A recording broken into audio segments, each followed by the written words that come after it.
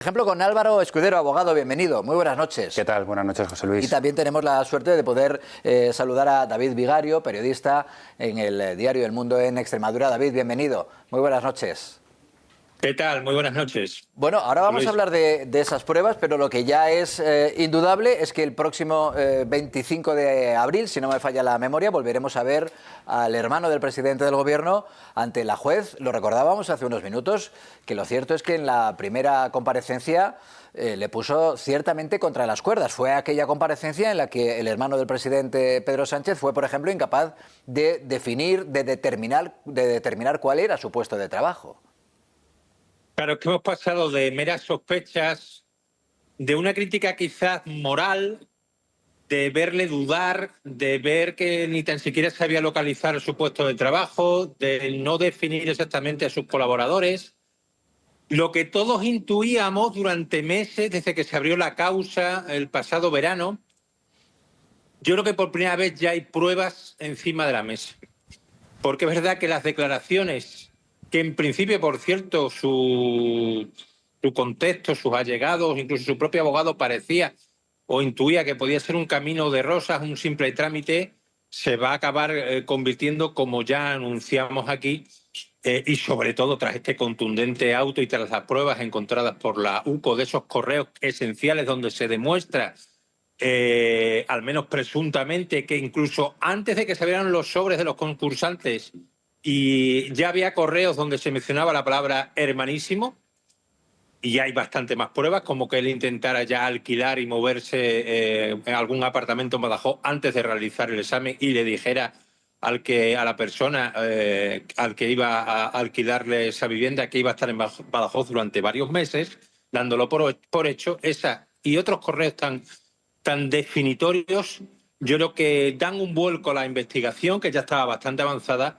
Y si yo te dije hace apenas un mes que estaba al borde de la acusación y de sentarse en el banquillo, él y otras personas y otros altos cargos, por cierto, me da la impresión de que va a ser ya imposible de remontar.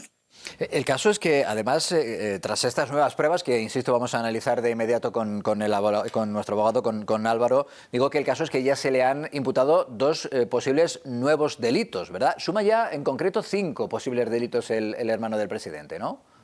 Claro, es que ahora no solo es contra su puesto de trabajo y su posterior, por cierto, cambio de coordinador de las actividades de los conservatorios.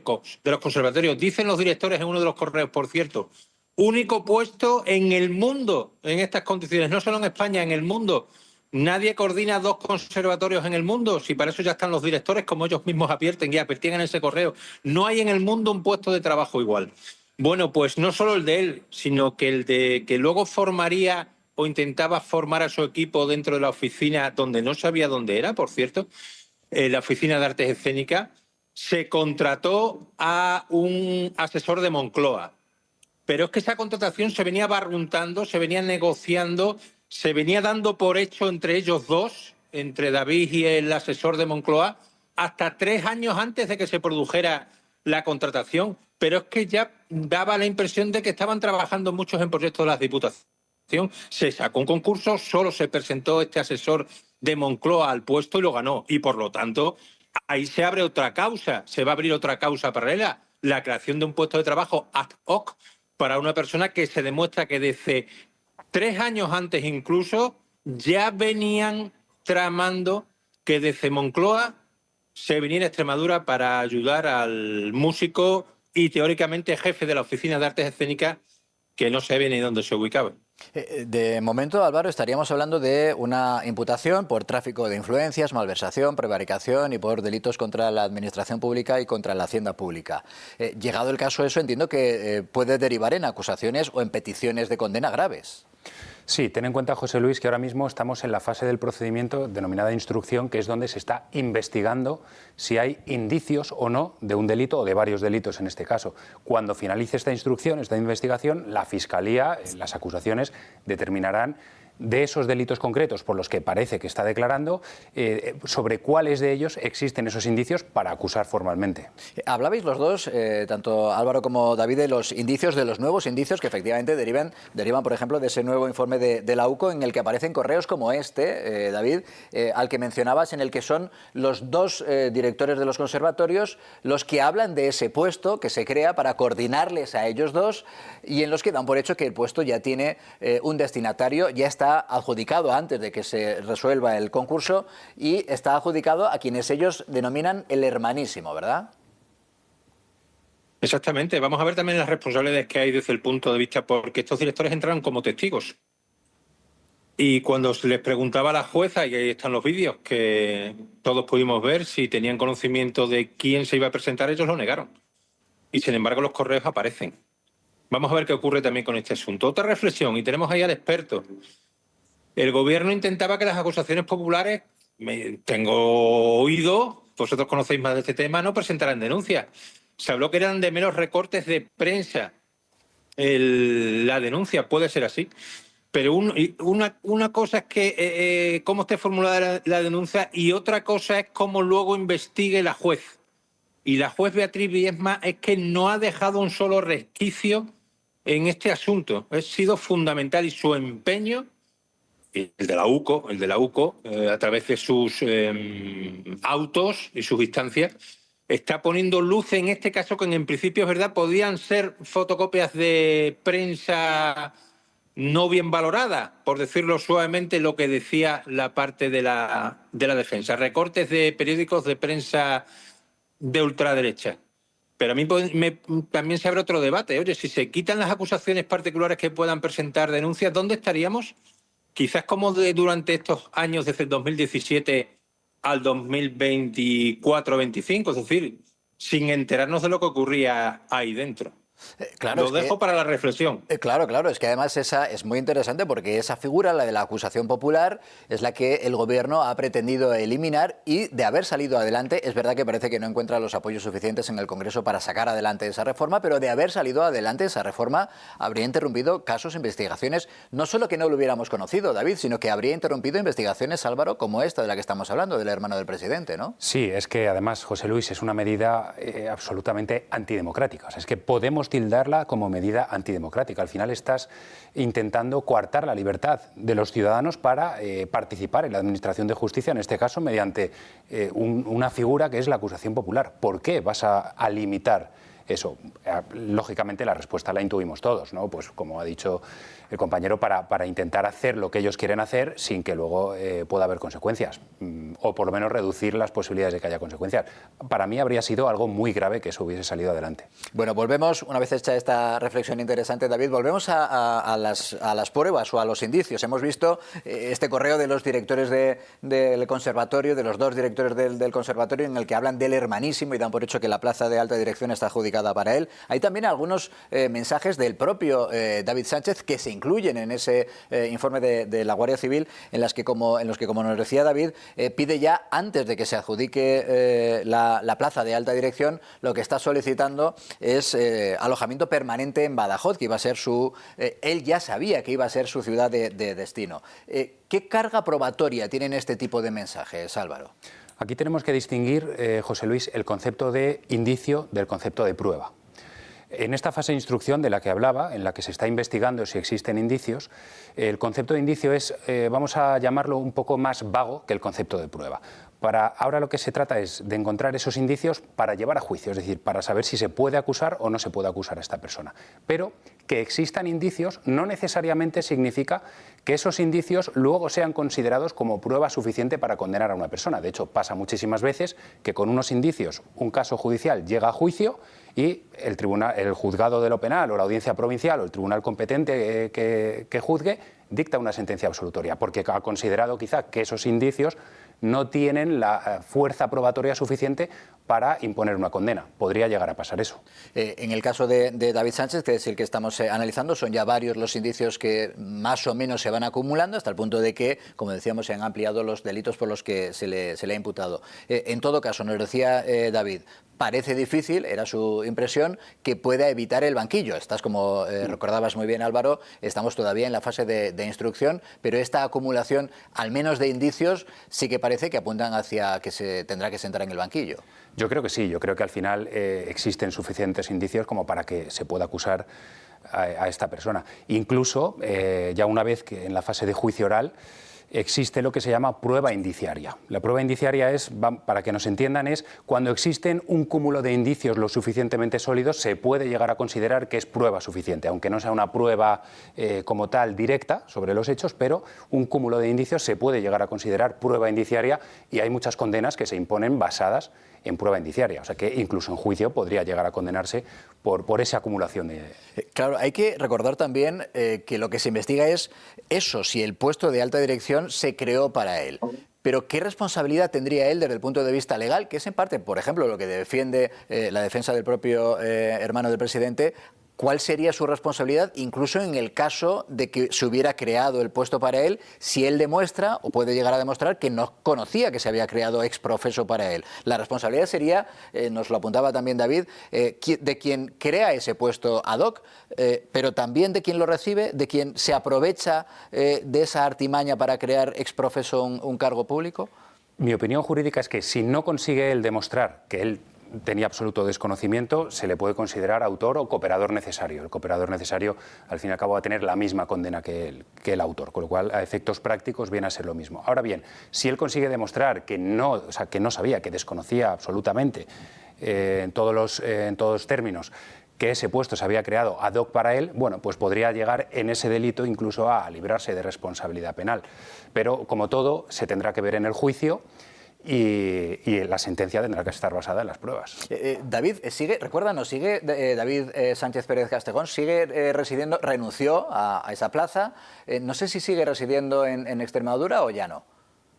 Bueno, él hay que tener en cuenta que dijo que lo iba a hacer, bueno, fue una dimisión en diferido, porque daba un cierto tiempo, 3 meses, para que la institución no tuviera muchos problemas a la hora del cesar, y que se adaptara a la nueva situación. Sin embargo, él ya desde ese día que presentó la renuncia, en diferido, insisto, presentó también una baja laboral médica.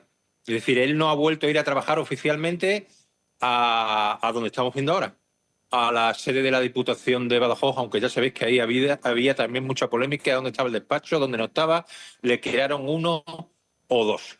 Por lo tanto, a él no se le ha vuelto a ver en Extremadura. El día 25, por cierto, la primera vez que él declaró, entró por el garaje, salió por el garaje, no como el resto de imputados ni de testigos. Vamos a ver qué ocurre ahora.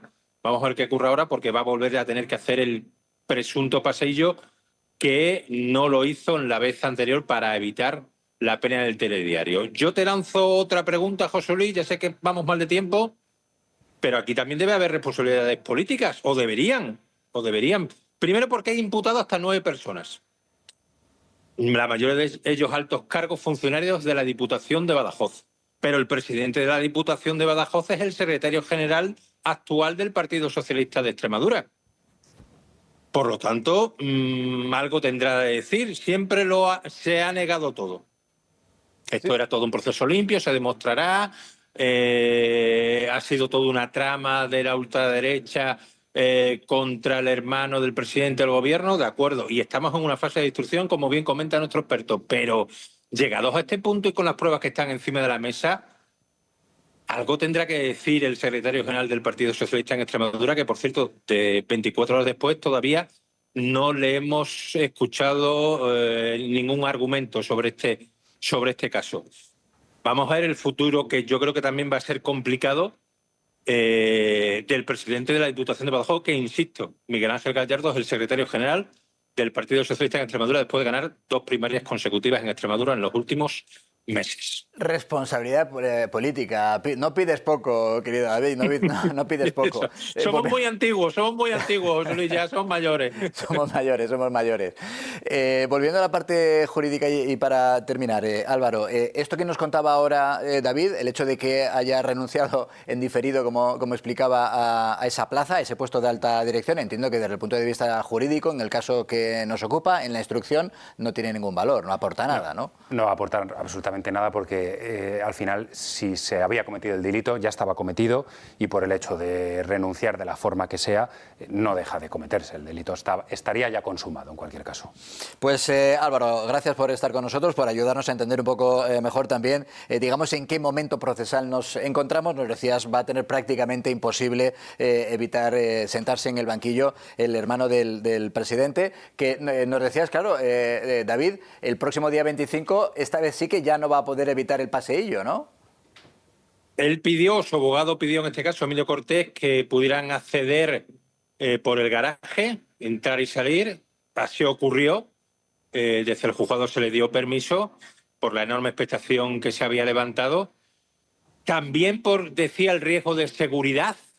En Badajoz no creáis que hay muchos problemas de seguridad, pero en fin, no sé, me imagino que lo volverán a pedir para evitar esa pena de Teledero, que por cierto luego ya sí se dio porque se filtraron las imágenes de su declaración, que eso también yo creo que caló mucho en la sociedad cuando él dudaba, cuando le repreguntaba a la jueza y él realmente no sabía por dónde salir, ni de sus funciones, ni de sus colaboradores, ni incluso dónde estaba su habitual puesto de trabajo.